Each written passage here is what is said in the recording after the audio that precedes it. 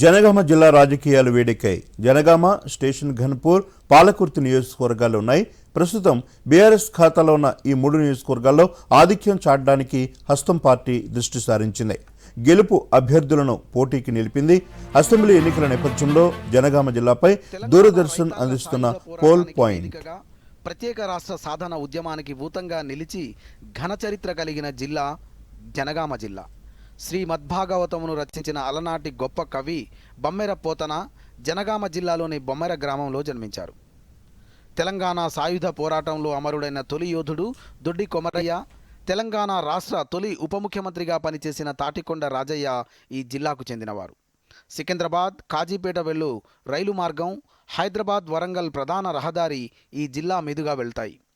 నిజాంకు వ్యతిరేకంగా జరిగిన సాయుధ పోరాటంలో దాదాపు జిల్లాలోని ప్రతి గ్రామంలోని యువకులు రజాకార్లకు వ్యతిరేకంగా పోరాడారు.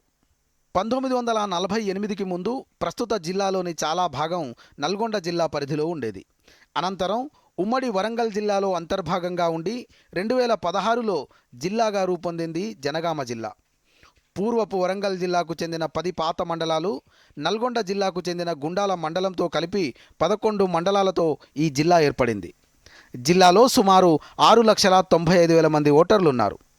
జనగామ జిల్లాలో ఈ 3 అసెంబ్లీ నియోజకవర్గాలున్నాయి. అవి Jangaon general, Station Ghanpur SC, Palakurthi general నియోజకవర్గం.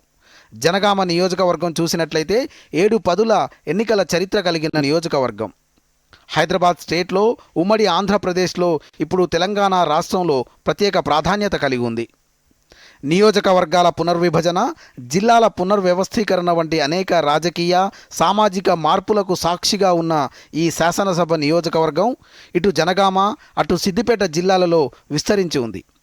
ఈ నియోజకవర్గం చేర్యాల, మద్దూరు, నర్మెట్ట, జనగామ, బచ్చన్నపేట మండలాల్లో విస్తరించి ఉంది.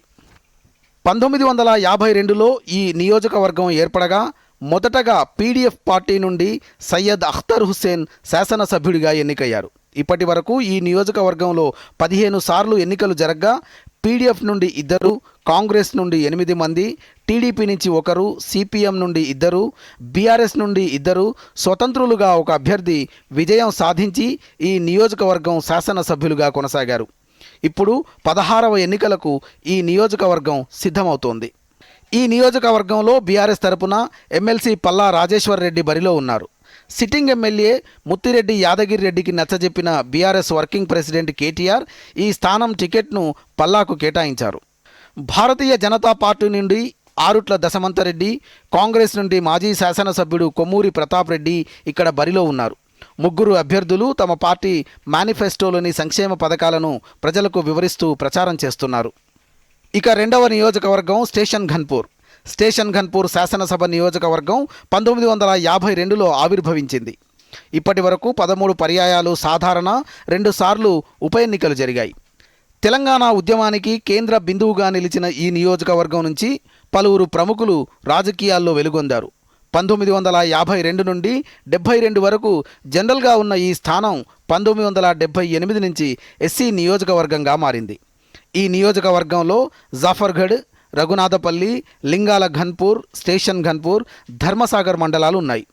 ఇప్పటి వరకు ఈ నియోజకవర్గంలో కాంగ్రెస్ 7 సార్లు విజయం సాధించగా సిపిఐ 1 సారి, టీడీపీ 4 సార్లు, బీఆర్ఎస్ 4 సార్లు విజయం సాధించాయి.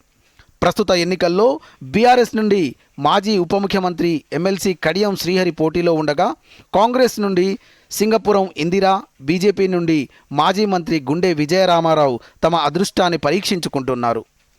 3వ నియోజకవర్గం పాలకుర్తి. కవులు, కళాకారులు, సమరయోధుల పుట్టినిల్లు ఈ నియోజకవర్గం. ఇక్కడ శ్రీ సోమేశ్వర లక్ష్మీ నరసింహస్వామి ఆలయం రాష్ట్రంలోనే ప్రముఖ శైవ క్షేత్రాలలో ఒకటిగా నిలిచింది. ఇక రాజకీయ స్వరూపం చూసినట్లయితే ప్రస్తుత పాలకుర్తి సెగ్మెంట్ చెన్నూరు నియోజకవర్గంగా 1957లో ఏర్పాటైంది. ఇప్పటి వరకు 14 సార్లు ఎన్నికలు జరిగాయి. కాంగ్రెస్ అభ్యర్థులు 5 సార్లు గెలుపొందగా తెలుగుదేశం 4 సార్లు, సోషలిస్ట్, పీడీఎఫ్, బీఆర్ఎస్ స్వతంత్ర అభ్యర్థులు ఒక్కోసారి విజయం సాధించారు. 2014లో టీడీపీ తరపున విజయం సాధించిన ఎర్రబెల్లి దయాకర్ రావు 2016లో బీఆర్ఎస్లో చేరారు. 2009లో చెన్నూరు నియోజకవర్గం పాలకుర్తి నియోజకవర్గంగా మారగా ఈ నియోజకవర్గంలో పాలకుర్తి, రాయపర్తి, కొడకండ్ల, తొర్రూరు, దేవరొప్పుల మండలాలు ఉన్నాయి. 2009 నుండి ఇప్పటి వరకు ఈ నియోజకవర్గానికి ఎర్రబెల్లి దయాకర్ రావు శాసనసభ్యుడిగా ప్రాతినిధ్యం వహించడమే కాకుండా ప్రస్తుతం రాష్ట్ర పంచాయతీరాజ్ శాఖ మంత్రిగా కూడా కొనసాగుతున్నారు. బీఆర్ఎస్ నుండి మంత్రి ఎర్రబెల్లి దయాకర్ రావు మరలా బరిలో ఉండగా బీజేపీ నుండి లేగ రామ్మోహన్ రెడ్డి, కాంగ్రెస్ నుండి యశస్విని పోటీ చేస్తున్నారు. మొత్తం మీద జనగామ జిల్లాలో ఓటర్లు ఎలాంటి విలక్షణ తీర్పు ఇస్తారో చూడాలి మరి. Bureau report, Doordarshan news.